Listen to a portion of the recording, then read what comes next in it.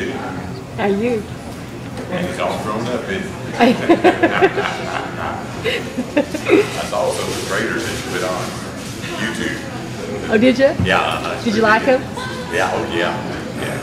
Thank you all so much. You're welcome. It was a pleasure.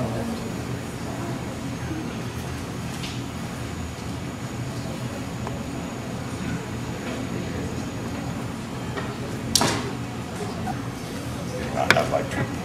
Feels good. Good to see you. Good to see you. You try to shake the leg. Good to see you. Good to see you. Yes, indeed. Good job, Ted. Go. How much tape you on that? It's 40, 50 hours minimum, I'd say. It's only going to get better, buddy. It's only going to get better. Great.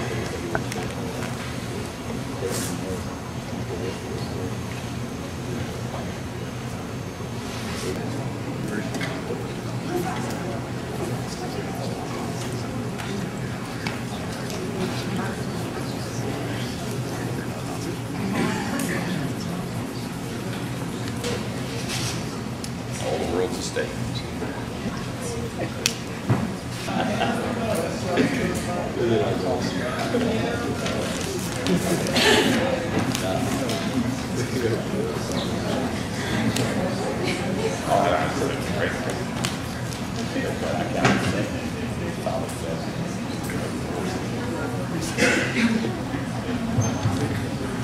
Decided to alter my voice like my previous speaker, but I failed, and the allergies have captured my whole body, I think. So if you have trouble hearing me, you won't have trouble hearing the speaker. Gatewood Galbraith is younger than I am. He was radical after I was radical. And he told me a story I still don't believe, and if he chooses, he'll let you know who set the fire at the ROTC building in UK in 1971. Mitch McConnell.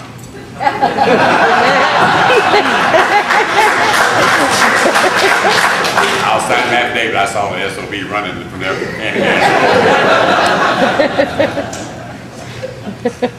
Gatewood Galbraith will discuss the freedoms that each generation must re-win. His autobiography, The Last Free Man in America Meets the Synthetic Subversion, shows him as a lifelong crusader for liberty and human dignity. He graduated from the University of Kentucky in 1974 and the University of Kentucky Law School in 1977. He believes in small government, and he believes that we are currently in a police state. He advocates growing hemp, is a proud marijuana smoker and gun owner, and he likes Woody Harrelson and Willie Nelson and their buddies. Galbraith is the most successful independent candidate for major offices in America. He said so in his biography.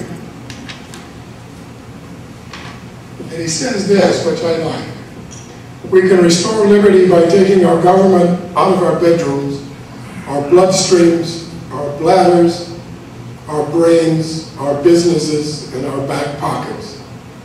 Gatewood Galbraith, this is his book. He will sign copies either in hardbound or paperback. Thank you very much, Bruce. Thank you, Bruce.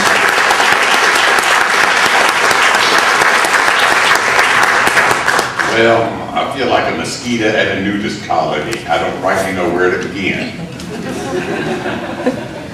Famous opening line by Hackett Chandler, one of the great politicians and orators. He used it in every speech. But I do know where to begin, folks, because I'm going to tell you all the same thing I tell everybody up here in front of.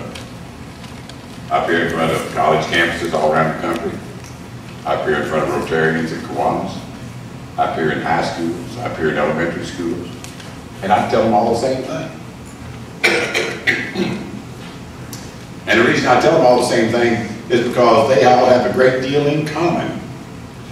All ages, all sizes, all genders, all have one thing in common. People I talk to, whether they're in 4th grade, or whether they're seniors, or whether they're veterans, 80, 90 years old, 99.9% of them are citizens of the United States of America.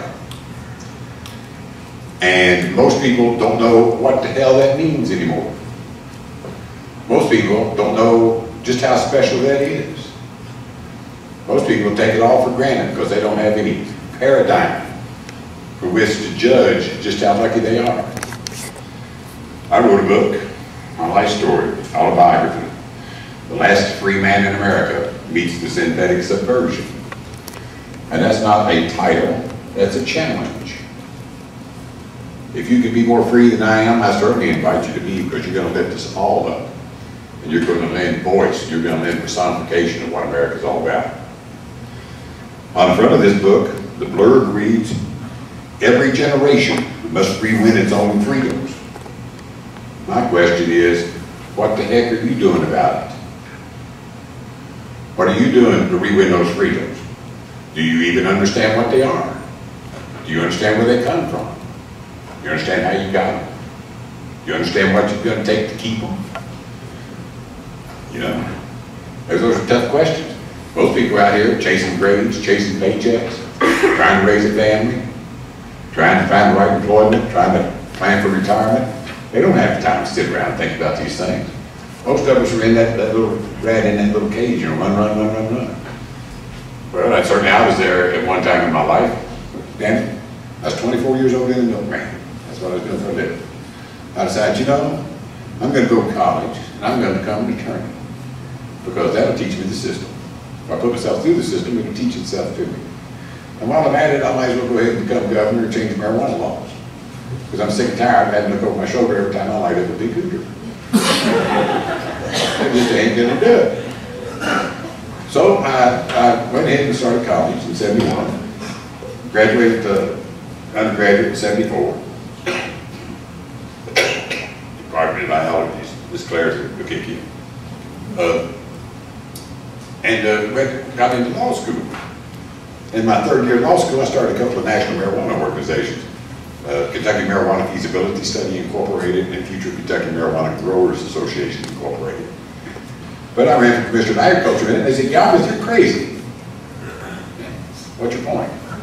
You know? "Galbraith, how what makes you think you can win?" I said, "Well, there's more marijuana smokers than there are Republicans in the state." They said, he's right. You know? Better watch this guy. I believe in the repository of knowledge and the goodwill of the people in general. And I know that if we can get in front of them and present them commonplace alternatives, common sense alternatives to a lot of what's going on now, that they will adopt that. But you folks, and nobody really gets those kinds of common sense alternatives presented to them anymore because the media is in court with the parties, and they're just not going to offer any true alternatives in the mainstream of things. And government can only grow larger at the expense of we the people. Every iota that the government grows starts occupying space that we the people used to occupy. It's either us, the people, or the government who occupy all the space. Every time government grows, our space gets a little smaller.